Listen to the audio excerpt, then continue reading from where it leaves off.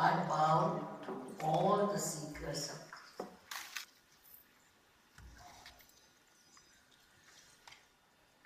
I've been coming to Turkey for the last 10 years, and I found this place is so much filled with spirituality. Perhaps you have had so many Sufis. Must be something in this country that there were so many Sufis created. And I've read about them. I've read about Rumi and all others. And I find they describe the quality of a Sufi, the state of his mind, very beautiful. But they didn't say how they became Sufis. They described, of course, very well and absolutely truthfully whatever was the achievement. Nobody could say that how they achieved. Even in the Quran, you see how Muhammad Sahib has described that he went through 7 heavens on a white horse.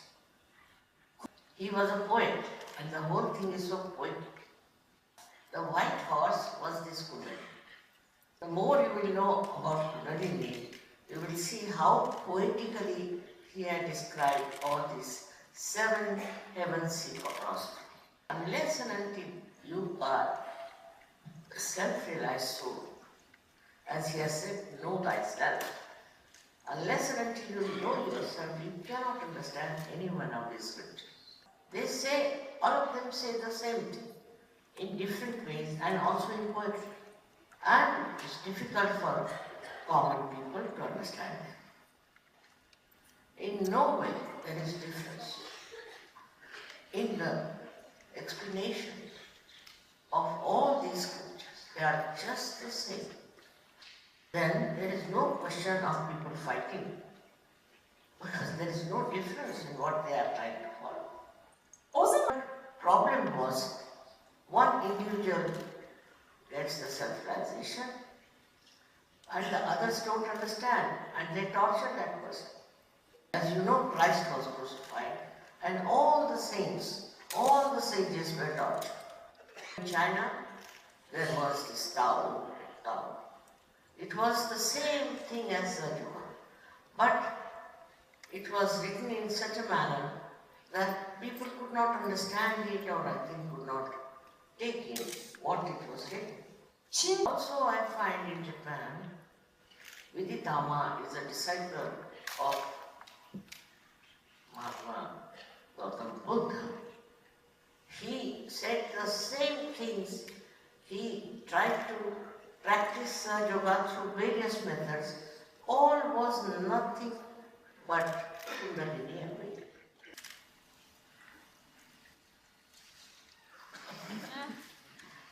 Now the thing is of understanding can go to any limit of stupidity. There was a great poet called Kabir in India. Whatever he wrote was so much misunderstood by people that you cannot imagine what interpretations they took. He says in one poetry that my beloved went away and I did not cry. Now people think beloved means a lover. It is what he was meaning was a life. That life went away, but I did not cry. I didn't say anything. So he was saying about the death, while people always think it is some sort of a beloved he's talking about. Thus, you see, we have problems of people fighting who say they are fighting in the name of religion. To understand them, first you take your self-realization. You have to know yourself. Unless and until you know yourself, how will you understand the subtle ideas they want to put forward? So, whatever they have told you about the Kundalini is a fact. It's a fact that resides within you in the triangular code. You could be a Muslim, could be a Hindu, could be a Christian, anything. Even people from Africa came, they were black, some were white, some were yellow. All of them have got this Kundalini in them, as God has made us the same. We all have noses, hands, everything, everywhere, whatever language we may speak. Now, Sahaja means means enjoy, is born with the right to get this yoga in the union with the divine, the root. You all have this right. And now it is going to work out that you have to know yourself through the Kundalini awakening. All this may be not written in those books. Perhaps that was not the time to write. Or maybe these books were written after a long time, after the Prophet went away or Christ died and all that. So there are certain points missing. But it's a fact that you all of you have this power within you, this energy within you, which we call as Kundalini. It has been proved now, because wherever I've gone, in very country, various type of people were there, and they all got their realization. Especially Turkey is a very dear country to me, because of so many people who were here and who were spiritually so equipped. They might call themselves Sufis. I mean, Sufi means Safai. So it cleanses, means this Kundalini rising cleanses you of your problems, of your enemies, because it connects you to the all-pervading power which we call as you. And all your personality absolutely get absorbed with the truth. The first thing that happens to you when she rises, sometimes it is to just become thoughtlessly aware. The thoughts come to us because we react. We see something, immediately we react. We react according to our ego or maybe according to our condition. But when the Kundalini rises and crosses the center upward, then your thoughts stop. Then you become a witness. You witness without thinking. Thought rises, then falls. Then another thought comes up, rises and falls. Here, there is a space, very little space in between. But we cannot see that space. We cannot be there in that space. Now, these thoughts, who are all the time there hovering in our head, and our mind goes on jumping on them, doesn't allow us to be in the present, because they come from the past and from the future. So, we cannot be in the present. Past is finished, it doesn't exist, and the future is no more. So, what we have to do is to stay in the present. And in the present is the reality, is the truth. That's how we cannot enjoy it. For example, I see a very beautiful carpet here, very beautiful, and I start reacting on it, and then I start thinking how much this has cost, can I help one, all kinds of thoughts come. I cannot watch it. Because I cannot watch it, the joy that is put by the artist in this, I cannot enjoy it. So when this Kundalini rises, what she does, she elongates those thoughts. There's a space in between, a pause. So we can see everything without thinking and enjoy it fully. With this enjoyment, we get peace, complete peace. Not aggress others, we enjoy ourselves. They have many peace conferences, but those who are having the conference have no peace with it. So what the use of having conference? We have 6 enemies within us, at least, which are all the time torturing us. That's described in the Sanskrit language very beautifully, but I'll tell them just now. What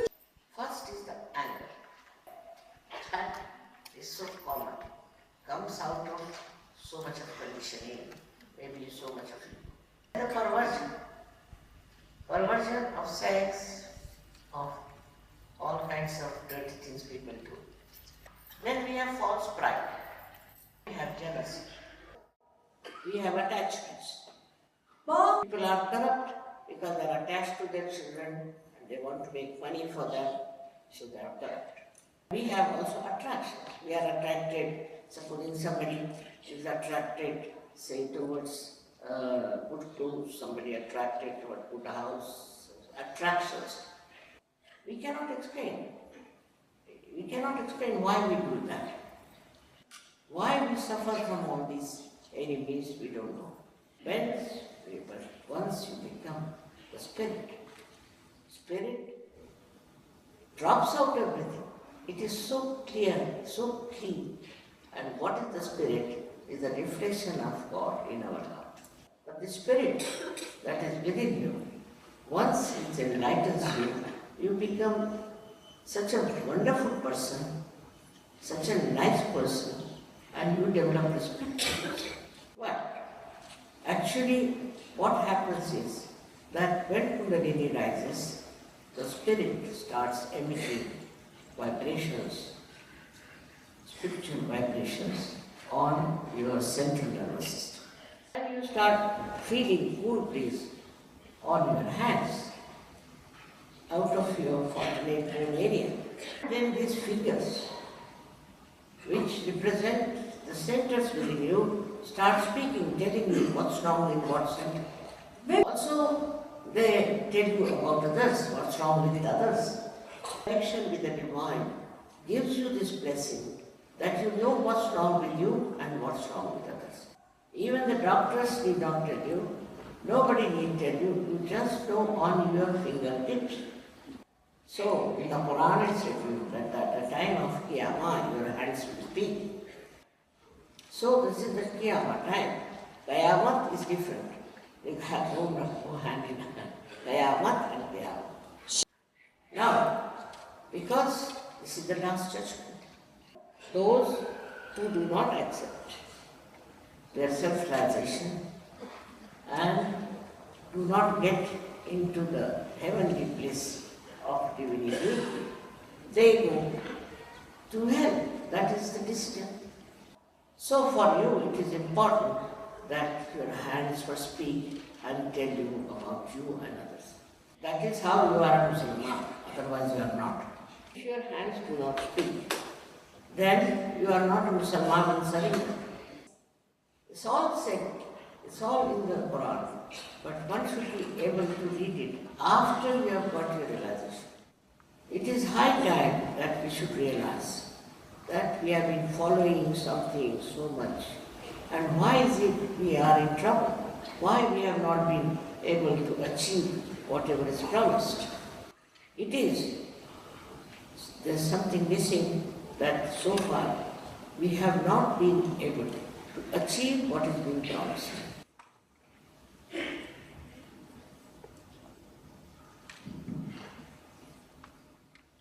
You all can have your self-realization.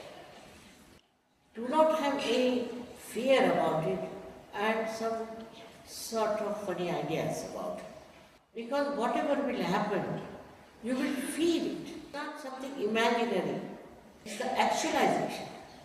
To the Christians, I say, it's the actualization of baptism. So, it's your chance now. All of you, so many have come to have that self-realization. It was prophesied that it will happen collectively. And so you all deserve it. And you should have it. Because it is what is promised. So ultimately what happens? That you jump in the ocean of joy. You become powerful. But you don't have ego. And you know how you can help others, help yourself, and help the family. All of you can get it. I mean, those who want can all get it. It can be forced, it can't be forced. Thus, you will know what you are and also what others are. Many people have been cured with surgery, no doubt. We also have a hospital in India where people are cured without any medicine with their own vibrations. Moreover, mentally there are so many people who have been cured and your problems are solved because you get out of your problems. You'll be amazed how miraculously you achieve such small things which really look very big to begin with. Every human being has a right to get self-realization. All negative forces and energies just drop out and run away. Just like when the light comes in, all darkness goes away. Sometimes people don't believe because they don't think they are capable of getting self-realization. But I am sure tonight you will learn what you are. You will be absolutely relaxed person and the whole being will be filled with joy and divine love. It's not because of it, it's because of you. Who are the ones who have, but only I have to open the window here. That too you do because it's your desire to become, your pure desire to become. Otherwise, no other desire is pure. All economics is based on one point, that no human desire is complete. Today you want to have one thing, then you want to have another thing. And you are never satisfied. But this is pure desire. Kundalini is the energy of pure desire because the desire of God Almighty. So, when you get your realization, you feel absolutely satisfied and enjoy whatever you have. And also you enjoy others and their things without thinking that they don't belong to you. The whole panorama changes and you become a very universal personality. You really become global. And everybody who is in Sahaja Yoga are such great friends. I'll give you an example that Palestinians were fighting the Israelis. And one of the Israeli fellow telephoned to me that, "Mother, we have some Sahaja Yogis in one of the villages of Palestine." They were friends, despite the fact their parents were fighting, countries were fighting. But they were Sahaja Yogis, so they were friends, real friends. So this Israeli knew that they are going to drop a big bomb in a particular village. And he told me that, "Please pay attention, Mother. I don't want people to be killed there." I did pay attention and they never dropped the bomb. Love is the most powerful thing human beings have. We have never used it. We have always used hatred to overpower others. But we have never used love. There is divine love all over the world. That's why we are existing. You have to just become one with it, that's all. It is all over. It's called room. It's all over. But we have not yet felt it. Today, now you have the time to feel it. For that you don't have to concentrate or do anything. It will just work automatically. Have faith in yourself. Do not condemn yourself for anything. This will change the whole world once they realize that there is divine love which rules us. So the first state is thoughtless awareness, and the second state is what we call as the doubtless awareness. That state comes to people automatically, sometimes together, and they have no doubts about it. It works that way. It doesn't give you any doubts anymore. You are sure this is what it is. Today somebody came to see me. He used to perspire a lot. And I saw him. He had a problem with his heart. He was working very hard. I raised his Kundalini. He got his realization. His perspiration stopped. So I told him that you should forgive. Forgive others. And that worked. And this young fellow would have been very seriously ill or dead by that kind of a heart. So you get an awareness which is doubtless. So all those who want to have their self-realization, please stay on, but who don't want to have, should leave the hall. One thing you cannot pay for spirituality. There are many false people who are doing all kinds of nonsense. Only thing is you must take to your self-realization so that you all become Sufis. You don't have to give up everything, or you don't have to become an ascetic. I'm a married woman, I've got children, I've got grandchildren, I've got great-grandchildren. But I am what I am. That's what should happen to me.